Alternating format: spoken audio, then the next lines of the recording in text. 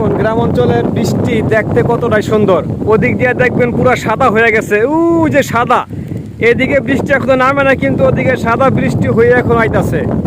কি সুন্দর দৃশ্য দেখেন। আর এখানে আরেকজন মাঝি ভাই, উনি নাও নিয়ে যাইতাছে।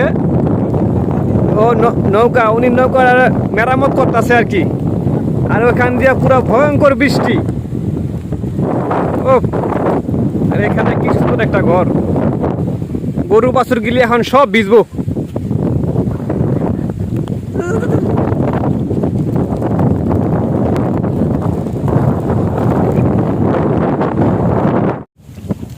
একেবারে নদীর ঢেউ।